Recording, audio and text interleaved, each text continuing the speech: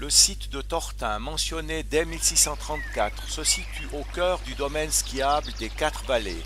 C'est un lieu capital pour la recherche en climatologie de la période quaternaire et la glaciologie des Alpes.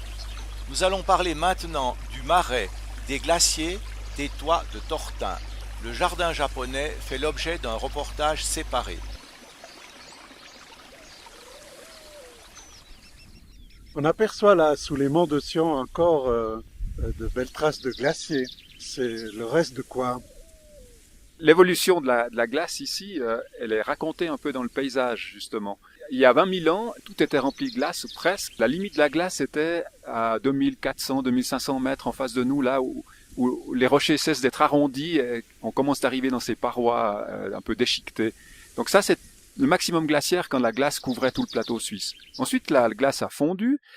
Finalement, le glacier ici de la vallée de Ninda s'est séparé du glacier du Rhône. La langue est remontée la vallée de Ninda. Elle a fini pour arriver, peut-être il y a 13 000 ans, quelque chose comme ça, ou un peu avant, à l'emplacement actuel des glaciers, donc presque plus rien.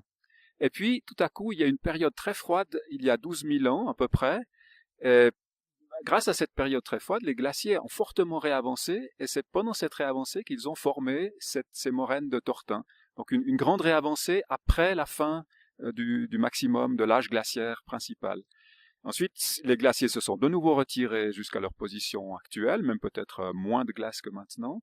Et au petit âge glaciaire, il y a 150, 200 ans, 300 ans, petit à petit, de nouveau, la glace a réavancé et maintenant, elle est dans la phase où elle recule de nouveau pour une position minimale. La glace sans arrêt se reforme, fond, se reforme, fond. On appelle ça le toit de Tortin, je comprends bien. On voit bien ce plan, mais un toit, ça a deux pans d'habitude. Comment ça peut se former de manière aussi plane? Comment ça, comment ça s'est construit, tout ceci? C'est pas si plat que ça, hein, finalement.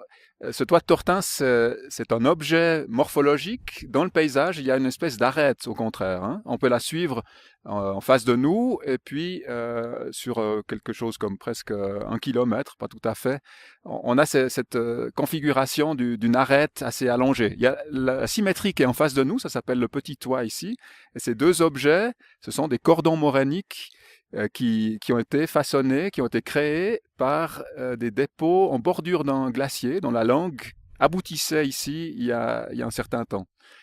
Donc ce sont ces cordons morainiques qui racontent toute une histoire sur la glaciation et la déglaciation dans cette région.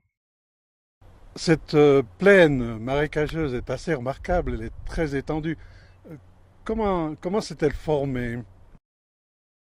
On est de nouveau ici dans une configuration, on est à l'intérieur d'une moraine frontale, c'est celle qui correspond à ce grand toit de Tortin. Le glacier a stationné, il a déposé des cordons morainiques et ces cordons servent de barrage naturel.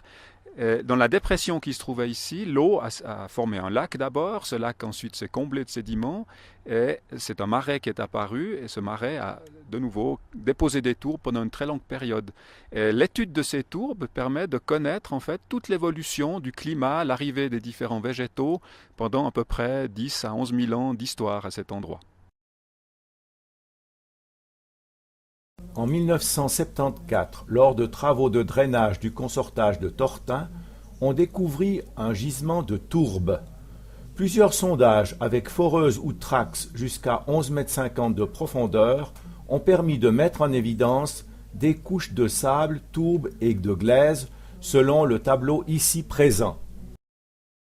Grâce à la datation au carbone 14 et à l'étude palynologique, une reconstitution a pu être réalisée. La palynologie est l'étude des pollens dans les sédiments récoltés sous forme de carottes, comme dans l'exploration pétrolière.